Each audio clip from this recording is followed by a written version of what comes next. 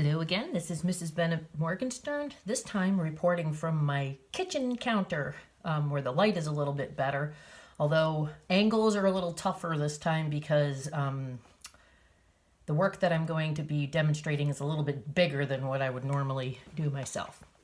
This video is actually going to be in two parts. You'll have to look at both videos because I just don't want them to I don't want it to be an hour long, so it's going to be two shorter ones. The first thing that I want to point out about doing any kind of painting, if it's something that you really like to do, is there's two ways to go about painting, especially when you're first starting out, whether it's watercolor painting or acrylic or oils, whatever you like to do, tempera, which is also still quite fun, is painting from real life. And it's really hard to do that because, you can't be outside all the time and, it's uncomfortable as well. So I end up taking a lot of photos of things that I want to paint. Some of the examples that I'm going to show you now are actual photos that I've taken, and then the actual artworks that I've done from those photos, and some actual paintings that I've got framed around my house. Not all of them, but just a few. I also want to show you, if you can see this kind of folder here. This is called a portfolio. This is a professional one, and it's got pages that have plastic on them. This one's quite small. It's an 11 by 14 because I don't work very big when I do watercolor painting. So I have a small one to carry my artwork around. It makes it infinitely more portable. I also have a very large one too. I bought them a few years ago. It's a good investment because, they're pretty sturdy and they last for a long time. The last one that I had lasted for like 25 years, and I brought it to school all the time, so it was pretty beat up. Okay, so on to the photos. Now, some of these I haven't done paintings of yet, but some of them I have. This is a photo of a very interesting tree out in Oregon, and I actually did a painting of that I have in the other room. I didn't take it down because it's still kind of hard to see, but it was a big, gigantic tree that had been knocked over, and it had some really interesting, what they call burls in the B-U-R-L-S that make these weird patterns inside the tree. People like to cut these off and make wooden bowls out of them. They're really, really beautiful. Some pictures of rocks. Some flower photographs. Flowers are hard, I must say. From out in front of my house and my stone wall. Also from Oregon. Just pop-up waterfalls. It's so damp out there. I actually did a painting of this. This is actually in Bethany, Connecticut.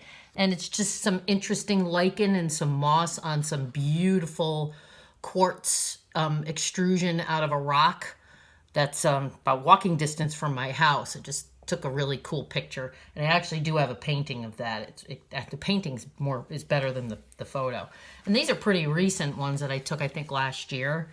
And it's just out in front of my house, frost on the lichen in front of my house.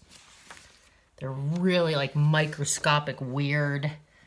You can see where the salt technique is something that I would use a lot. You can really see the frost in this one. Very frosty. So those are the photo references that I take. And I just print them up on my printer here at home.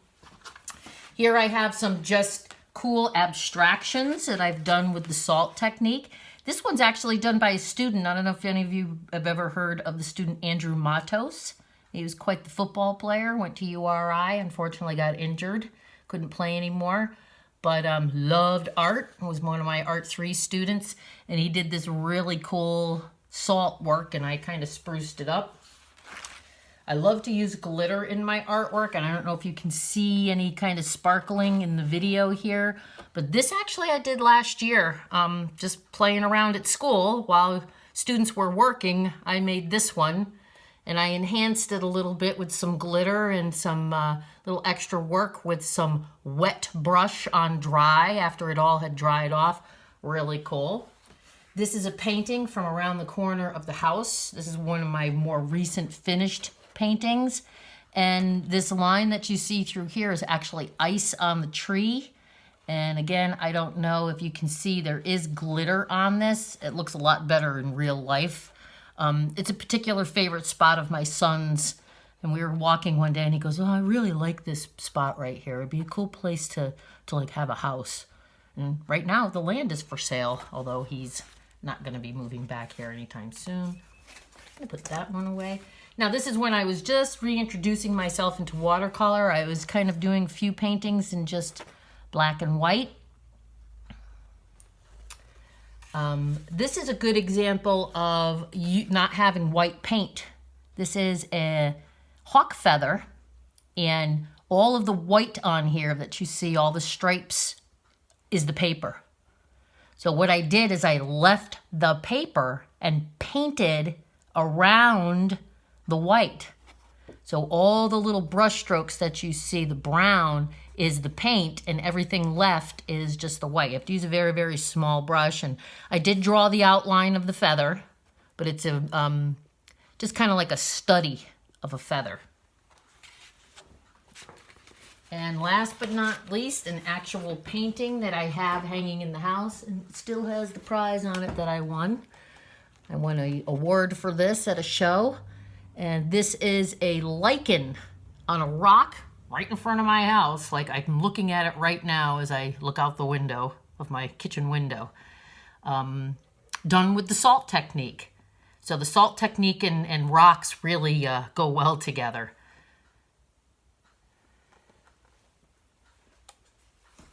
When you look at watercolor paintings, you're going to see two distinct kinds of style of painting. One style of painting is called American watercolor.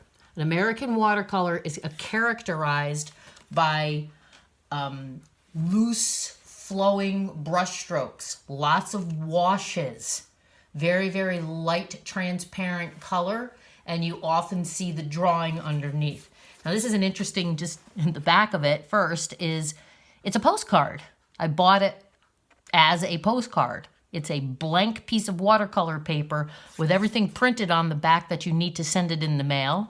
And on the front, I did a painting. I was out by where my niece lives in Brantford on the shore, and I did a very, very quick painting of the shoreline.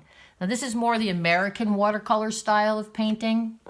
It's very loose and quick, lots of brush stroking, lots of quick rendering. You don't really spend a lot of time, and you always make sure that you're working from the lightest part of the picture, which would have been the sky area, and then the water, to the darkest part of the area, which would be any of the bushes that you see. So American watercolor is very, very loose and flowing. The other type of watercolor painting is called the British style of painting from Great Britain. And that is more characterized by details, much layering of color, a lot of waiting for layers to dry in between, and a little bit more use of like photo references and more study. This is actually a friend of mine from class that I was taking. This is Mount Katahdin up in Maine. This is a watercolor painting. It's a print. So she took it to a shop down in New Haven and had them print up a color copy. But that is watercolor paint. Super, super detailed. Okay, it's really kind of hard to see how detailed it is if you're not looking at it for real. This is another one of mine, and I do tend to paint more in the British style of watercolor painting. Okay, this is actually hanging in my house, the original, and it's very much like a postcard. That is Arizona. I did this in 2007. Okay. And of course, the lichen picture that I showed you that has the prize on it, that is also an example of British style of watercolor painting.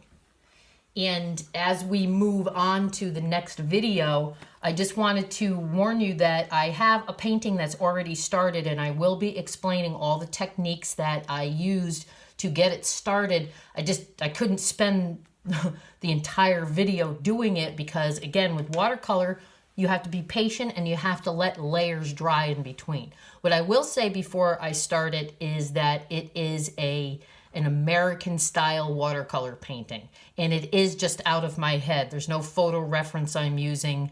I am just going off the top of my head, just making it up as I go. Okay, so just wanted to start you off with that information.